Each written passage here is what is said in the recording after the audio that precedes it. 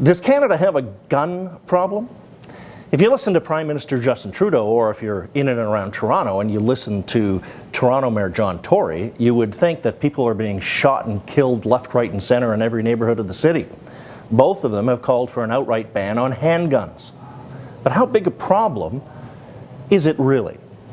If we look at numbers from Statistics Canada and other reliable sources, we'll know that in 2017, the last year that they had numbers available, there were 660 Canadians murdered coast to coast. That's a horrible number, but it's less than 0.2% of the violent crimes that have happened in Canada. So let's keep it in perspective a little bit. And of those 660 murders, 266 of them were committed with guns.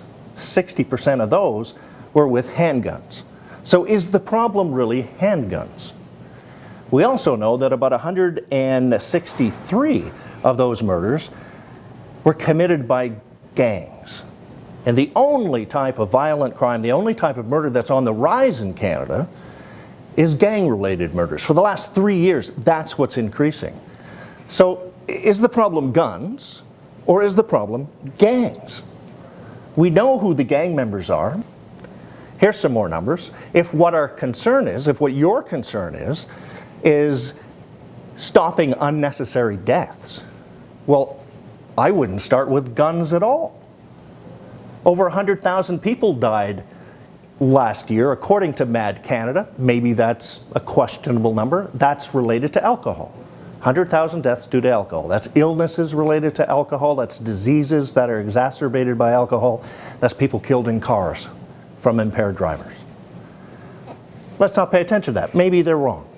If we listen to the University Health Network, who did a study on the consequences of medical errors when your doctor makes a mistake, either in surgery or in treatment, 30,000 Canadians died in 2017 because their doctors made a mistake. 30,000. That's a lot of people. 4,000 people, over 4,000 people, died from opioid overdoses in 2017. That's a lot of people, especially when you compare it to 266 people being murdered with guns, mostly by members of gangs. We need to do something about that, but we need to target the people that are committing the crimes and not go after people who might use guns for target shooting or perhaps for hunting. That's what I think. I'm not afraid of guns. Are you? Let us know what you think.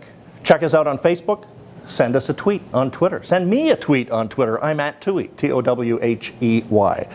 And don't forget to subscribe to our YouTube channel. You'll find the address below.